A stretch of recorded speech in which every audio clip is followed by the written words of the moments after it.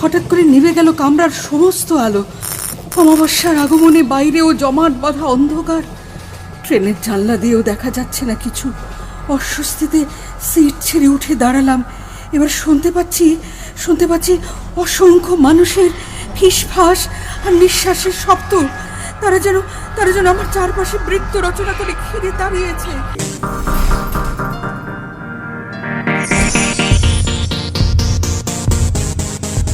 প্রতি শনিবারের শিহরণ অনুষ্ঠানে আপনারা শুনতে পাবেন রোমহর্ষক গল্পের শিহরণ জাগানো নাটক। আজকের নিবেদন অভিশপ্ত সেই কামরা। নাটক নির্দেশনা দেবাশিস পাল।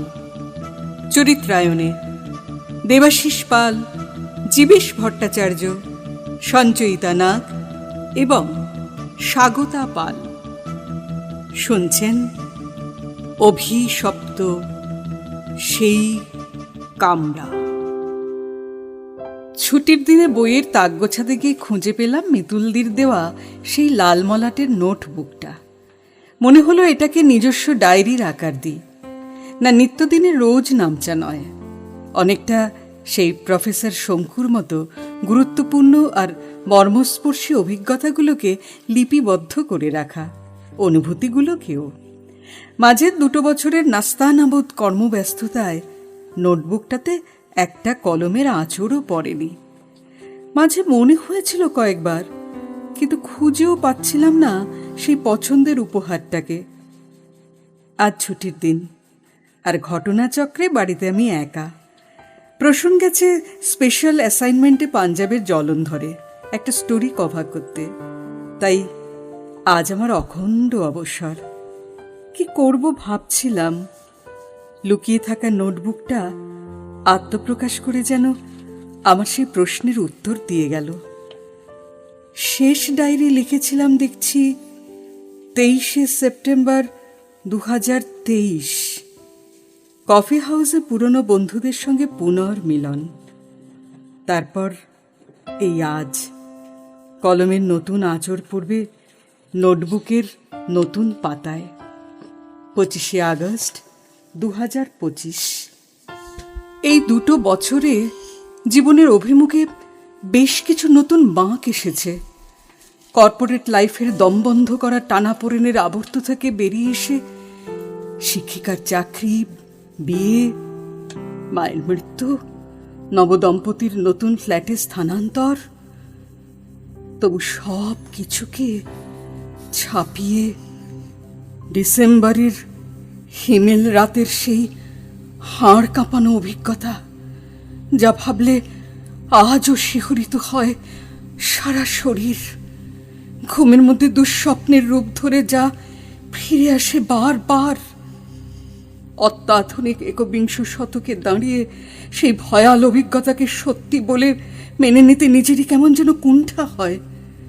সেই রাত্রে যা দেখেছি, যা শুনেছি, সবই কি অলীক বিভ্রম? তবে তাই যদি হবে, তাহলে মথুরাপুর স্টেশনের বেশ কিছু আগে লাইনের ধারে আমি অচৈতন্য হয়ে পড়েছিলাম কি করে? মাদক সেবন তো আমার স্বভাবে নেই, তাহলে সুস্থ সচেতন মানুষ চলন্ত ট্রেন থেকে কি করে সম্ভব? কেনই বা? সমস্ত ঘটনা ছবির মতো ভেসে উঠছে চোখের সামনে। সল্ট লেকের সেক্টর 5-এ আমাদের কোম্পানির সেদিন ছিল একটা ইম্পর্ট্যান্ট মিটিং। রাত জেগে তৈরি করতে হয়েছে সব ডেটার ডিটেলস। মূলত আফটার অফিস আওয়ার্স মিটিং করাই কর্পোরেট ওয়ার্ল্ডের রীতি। সেই প্রথা অনুসারে বিকেল 5টায় আমরা জড়ো হলাম এমডি এর চেম্বারে। কিন্তু দীর্ঘ 2.5 ঘন্টার ক্লান্তিকর প্রতীক্ষার পর উনি পৌঁছলেন সন্ধে 7:30টায়। মেয়ের ডেঙ্গু হয়েছে 2 দিন আগে, জ্বর নামছে না, তাই রিস্ক না নিয়ে অ্যাপোলোতে অ্যাডমিট করে দিয়ে তবে অফিসে এলেন। সুতরাং অবধারিতভাবেই মিটিং মিটতে বাজল রাত 10টা। এমডি মিস্টার মুখার্জি অত্যন্ত কঠোর শৃঙ্খলা পরায়ণ মানুষ হলেও সাবঅর্ডিনেটদের প্রতি তার মমতা অসীম। কিছুটা অপরাধীর ভূমিকাতে আমাকে নম্র স্বরে বললেন, আজ আমার জন্যই তোমাদের অনেকটা ভোগান্তি হলো, বিশেষ করে তোমার। তুমি তো সব থেকে দূরের যাত্রী না? হ্যাঁ, কোথায় যেন থাকো? মথুরাপুর স্যার। হ্যাঁ হ্যাঁ, মথুরাপুর। নামটা মুহূর্তের জন্য মনে করতে পারছিলাম না। তা এত রাতে এতটা পথ যাওয়া তো টু মাচ রিস্কি। অন্য সময় হলে বলতাম আজ রাতটা কাটিয়ে যাও আমার বাড়িতে, কাল তো সেকেন্ড স্যাটারডে, অফিস ছুটি। কিন্তু সেখানে এমনই উদ্বিগ্ন অবস্থা, তাই বলছিলাম তুমি কলেজ স্ট্রিটে আমাদের গেস্ট হাউসে থেকে যাও। আমি ফোন করে বলে দিচ্ছি, হোপফুলি তোমার কোনো অসুবিধা হবে না। কাল সকালে ফ্রেশ হয়ে ব্রেকফাস্ট করে বাড়ি ফিরো। Thanks for your kind proposal sir, কিন্তু বাড়িতে আমার বৃদ্ধ মাকে দীর্ঘ সময়ের জন্য কাজের লোকের ভরসায় ফেলে রেখে আসি। আমি না ফিরলে চিন্তা করে অসুস্থ হয়ে পড়বে। ফোন করে দাও। বাড়ির ল্যান্ডফোন 15 দিন ধরে খারাপ স্যার। মা আর মিনু মাসি কেউই সেলফোন ইউজ করতে জানে না, তাই নেই ওদের কাছে। তাহলে পাশের কোনো বাড়ির? ভাববেন না sir, 11:06 last Lakshmikantapur local station থেকে বাড়ি মাত্র 5 মিনিটের পথ। রাত 12:30টার মধ্যে আমি ঠিক পৌঁছে যাব, কোনো অসুবিধা হবে না। ফাউন্ডেশন ডের নাইট পার্টির পরও তো সেদিন স্যার এই লাস্ট ট্রেনটাই ধরেছিলাম, আর তারপর তো শনি রবি টানা 2 দিন ফুল রেস্ট পাচ্ছি। Well as you wish. তাহলে অফিসের গাড়ি অন্তত তোমাকে শিয়ালদা স্টেশন পর্যন্ত পৌঁছে দিক। আরে এইটুকু অপরাধ স্খালনের সুযোগ তো আমাকে দাও। Thank you sir, thanks a lot. You are most welcome Prita. Good night and wish you a safe journey. Good night sir, good night.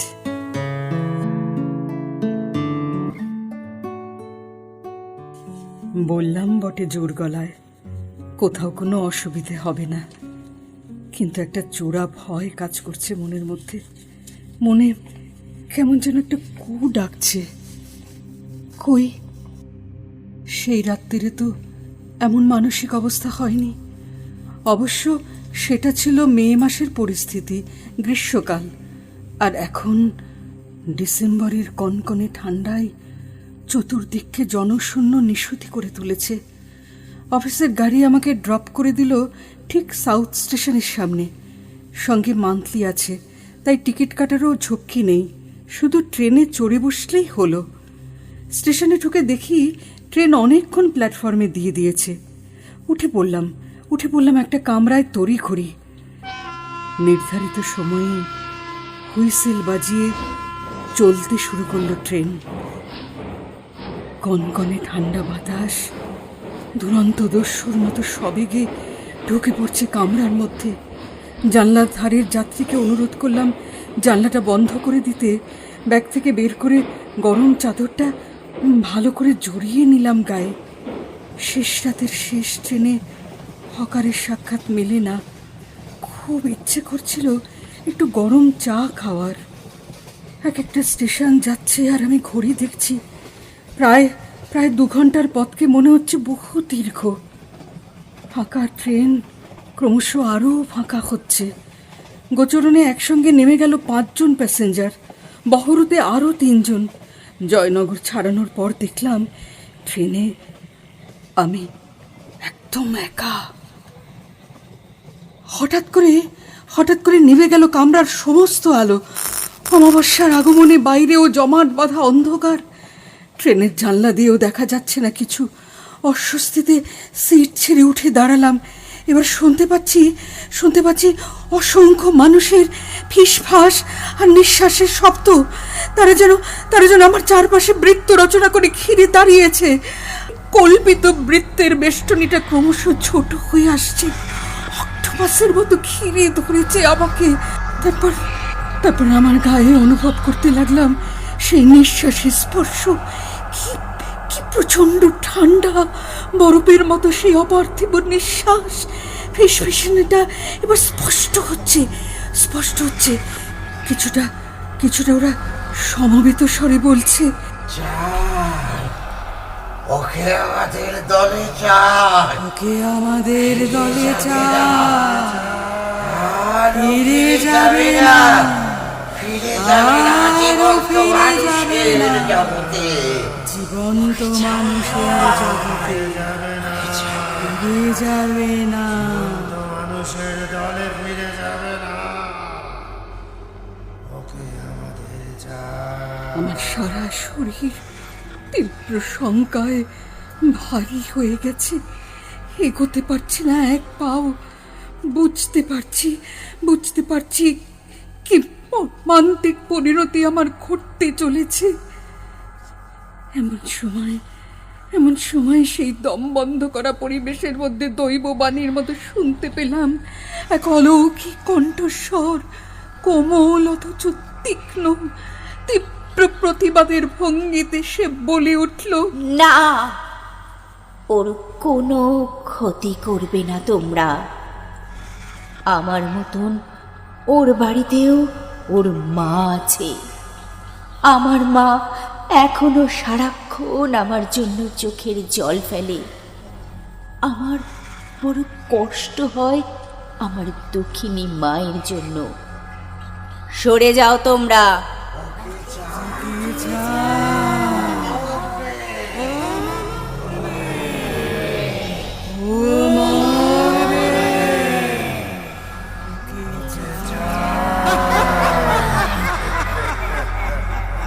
না, বাঁচবে ও। আজ পূর্ণ অমাবস্যায় প্রবল হয়েছে প্রেত শক্তি অশ্লেষা নক্ষত্রে। তবু ওকে তোমরা পাবে না, পেতে দেব না আমি। মৃত্যু লোকেও শুভ শক্তি থাকে অশুভকে প্রতিহত করবার জন্য। যমভগ্নী যমুনাকে স্মরণ করছি আমি রক্ষা বলয় রচনা করতে। আমি কিছুটা সাহস সঞ্চয় করে মোবাইলের টর্চটা জ্বালতেই শুনতে পেলাম সেই অশরীরের করুণ কণ্ঠস্বর, না, আর আলো জ্বালিও না দিদি। আমার সুন্দর শরীরের পরিবর্তে এখন যে শুধু পড়ে রয়েছে কদর্য কঙ্কাল। আমি পারবো না লোহা স্পর্শ করতে। তুমি ট্রেনের চেন টানো, গাড়ি থামিয়ে লাফিয়ে নেমে যাও মাঝপথেই। বেশিক্ষণ আমি ধরে রাখতে পারবো না আমার শক্তিকে। তাড়াতাড়ি করো দিদি, তাড়াতাড়ি করো।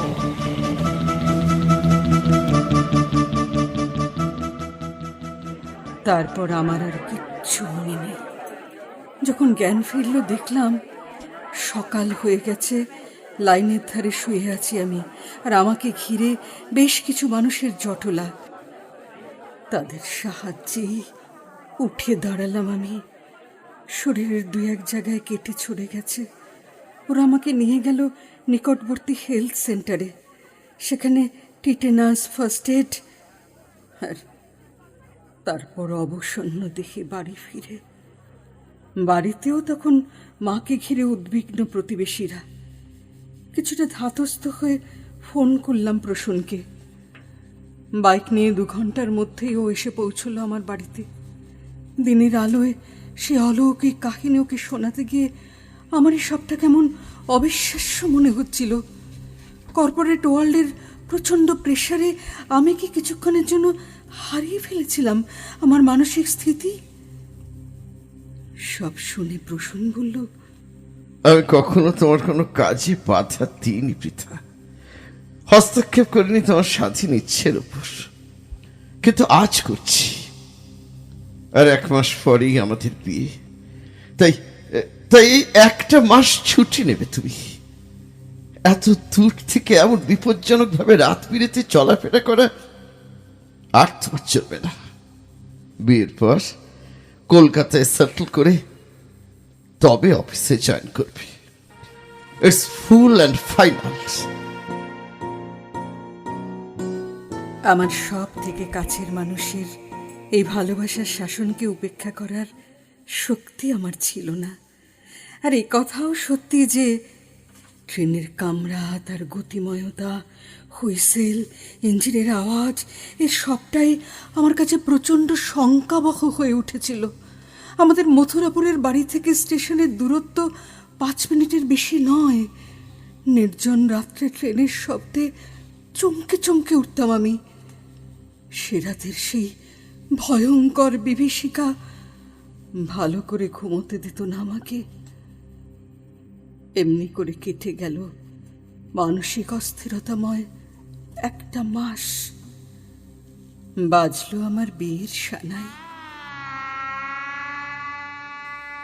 ফুলশয্যার রাতে কোমল দরদি কণ্ঠে প্রসূন আমাকে বলল, এই মধুর নিশিকে কি বলে জানো? সোহাগ রাত। পৃথা, ভালোবাসার আবেশে প্রথমে একে অন্যকে অভিসিঞ্চিত করে দেয় এই মধুর লাগতে। কিন্তু আজ সেই প্রত্যাশিত প্রচলিত প্রথা ভেঙে সর্বাগ্রে আমি তোমাকে কিছু অন্য কথা বলতে চাই। অন্য কথা? হ্যাঁ পৃথা, অন্য কথা। তোমাকে শঙ্কামুক্ত করে স্বাভাবিক জীবনের বৃত্তে ফিরিয়ে আনার জন্যে কথাগুলো বলা ভীষণ জরুরি। কি কথা প্রসূন? সেটা সেই ভয়ঙ্কর রাতের উৎসের কথা তোমাকে জানাতে চাই, অবিশ্বাস্য কারণের কথা। বেশ কয়েক সপ্তাহ ধরে আমি ব্যস্ত ছিলাম একটা পলিটিক্যাল অ্যাসাইনমেন্ট নিয়ে। তাই ইচ্ছে থাকলেও বিষয়টার যথাউচিত অনুসন্ধান করে উঠতে পারিনি। তারপর বিয়ে উপলক্ষে আমি ছুটি নিলাম টানা 25 দিনের। আর তখনই শুরু করলাম সর্বাঙ্গীন তথ্য অন্বেষণ। জানো, গত 17 সেপ্টেম্বর একটা মারাত্মক দুর্ঘটনা ঘটেছিল মুর্শিদাবাদে।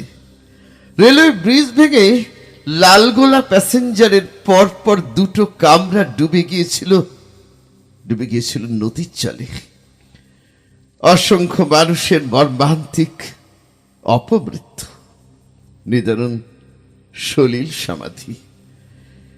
কিন্তু আশ্চর্য এই, কোনো সংঘর্ষ না ঘটার ফলে কামরাগুলো তেমন ক্ষতিগ্রস্ত হয়নি। মেরামতির পর তাই তারই একটা সংযুক্ত করা হয়েছিল সেদিনের লক্ষ্মীকান্তপুর লোকালে। বিক্ষুব্ধ আত্মারা হয়তো ছেড়ে যেতে পারেনি তাদের সেই মর্মান্তিক মৃত্যুভূমিকে। কি ভয়ানক! তাহলে তো আমার পরেও আরো অনেক নিরীহ অসহায় মানুষ। না পৃথা, না, সেই ভয়ঙ্কর ঘটনার পুনরাবৃত্তি আর হবে না। 5 বছরের সাংবাদিকতার সূত্রে উপর মহলে আমার সামান্য কিছু জানাশোনা আছে। আর সেই সামান্য প্রভাবটুকু খাটিয়েই কামরা দুটোকে আমি সম্পূর্ণ স্ক্র্যাপ করার ব্যবস্থা করিয়েছি। বাবা, এমনও সম্ভব? সম্ভব পৃথা, সবই সম্ভব। নথিপত্রে প্রমাণযোগ্য না হলেও সব দেশেই বিশ্বাস করা হয় আত্মার অস্তিত্ব।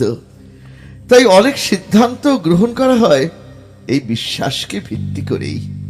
কিন্তু কারণ দর্শানো হয় একেবারে অন্য, খাতায় কলমে সম্পূর্ণ একটা আলাদা বানানো কারণ। তুমি বোধহয় জানো না, মেডিকেল কলেজ হসপিটালের একটা বিল্ডিং কয়েক দশক আগে সম্পূর্ণ ডিস্ট্রয় করে ফেলা হয়েছিল। আর কেন জানো? শুধুমাত্র প্রচন্ড ভৌতিক উপদ্রবের কারণে। সরকারি মিনিটসের খাতায় লেখা হয়েছে, due to necessary renovation of old house. Pritha, এমন অনেক অদ্ভুত ঘটনায় অগোচরে থেকে যায় সাধারণ মানুষের। এবার তুমি ভয়মুক্ত হও পৃথা, আনন্দে অনুরাগে ভরিয়ে তোলো আমাদের নতুন জীবনকে, আমাদের স্বপ্ন ভয় দাম্পত্যকে। তুলব প্রসূন, তুলব। তুমি তো আমার সেই সোনালী স্বপ্নের কারিগর। তুমি সন্ধ্যার মেঘমালা, তুমি আমার সাধের সাধনা। সেই মধুর দাম্পত্যের উর্বরা ভূমিতে এবার নতুন অঙ্কুরের আবির্ভাব হতে চলেছে। আমার জঠর গর্ভে অনুভব করছি তার প্রাণের মৃদু স্পন্দন। স্বপ্নের মেঘমুলুকের দেশ থেকে সেই রূপকথার রাজপুত্র কিংবা রাজকন্যার আগমনের উন্মুখ প্রতীক্ষায় আজ আমরা দুটি মানুষ।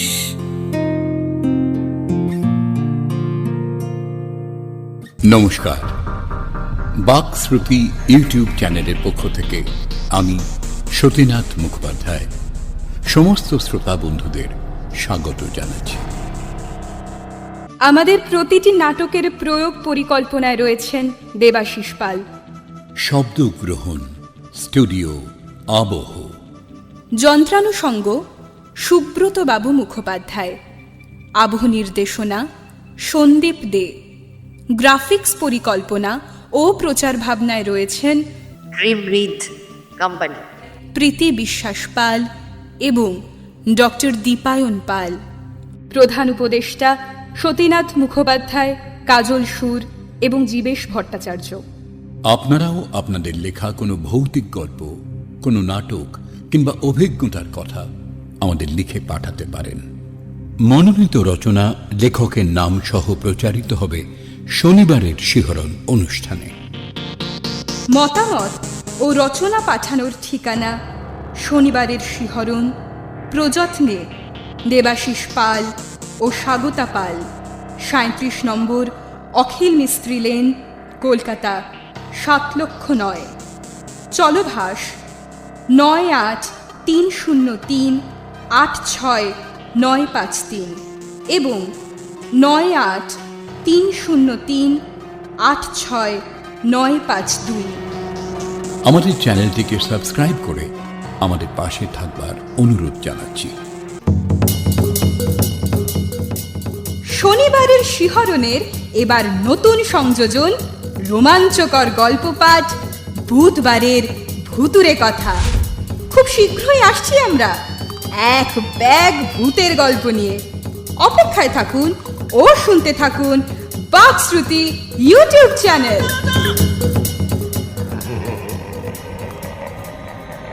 আজকের মতো বিদায় নিচ্ছি।